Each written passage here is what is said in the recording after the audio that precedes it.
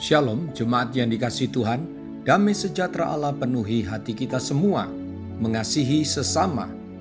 Firman Tuhan hari ini diambil dari Matius 5 ayat 46, demikian firman Allah.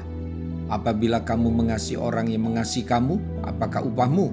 Bukankah pemungut cukai juga berbuat demikian? Ayat yang kita baca dan dengar ini ada di antara pengajaran dan penjelasan Yesus tentang posisi dirinya dan ajarannya dengan hukum Taurat. Hukum Taurat itu baik, tetapi hukum kasih yang Yesus ajarkan untuk menyempurnakan hukum Taurat. Oleh karena itu, jika kita hendak sempurna, jangan berhenti sampai berbuat baik, beramal, beribadah sebagaimana layaknya umat beragama dan sebagaimana yang diperintahkan hukum Taurat. Jangan hanya sebatas mengasihi sesama yang tidak merugikan kita, yang tidak menyakiti kita, yang mendatangkan keuntungan bagi kita, yang mengasihi dan bahkan menghormati kita.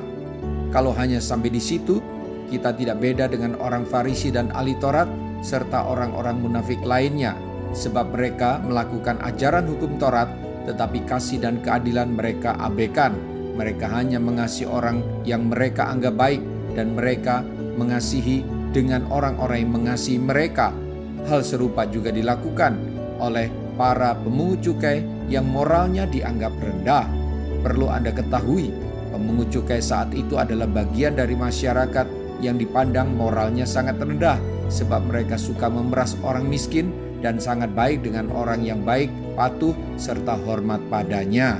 Bapak, Ibu, Saudara-saudari, sejak semula kita dipilih dan ditentukan Allah agar serupa dengan Kristus. Kita dibebaskan dari tuntutan dan hukuman dosa, agar kita berbakti kepada Yesus yang adalah Tuhan atas semua orang dan Juru Selamat setiap orang. Sehingga Tuhan Yesus katakan melalui ayat yang kita baca dan dengar ini, jika kita memiliki sikap dan sifat sama dengan pemungut cukai, kita tidak akan mendapat upah. Mari segera buat komitmen dengan Tuhan untuk menjadi serupa dengan Tuhan Yesus. Tuhan Yesus perintahkan agar umatnya mengasihi musuh dan berdoa bagi mereka yang menganiaya. Karena jikalau kamu mengampuni kesalahan orang, Bapamu yang di sorga akan mengampuni kamu juga. Tetapi jikalau kamu tidak mengampuni orang, Bapamu juga tidak akan mengampuni kesalahanmu. Kejarlah kasih dan hendaklah engkau sempurna. Haleluya. Mari kita berdoa. Saya bersyukur dan memuji nama-Mu, sebab Engkau baik, Engkau setia, Engkau mulia, Engkau Tuhan atas segala Tuhan dan atas hidup saya. Saya bersyukur menjadi bagian dari orang yang percaya kepadamu dan memperoleh keselamatan. Sebagai harga yang harus saya bayar sebagai pengikutmu, agar serupa denganmu, maka saya harus hidup taat kepada perintahmu, memikul salib dan menyangkal diri, mengasihi orang yang kelakuannya tidak menyenangkan saya ya Tuhan, bahkan membenci dan memusuhi saya.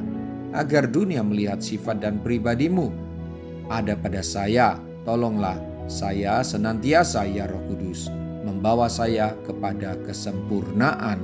Dalam nama Tuhan Yesus, haleluya. Amin. Sampai jumpa Senin dengan suara gembala firman Allah yang hidup. Tuhan Yesus memberkati.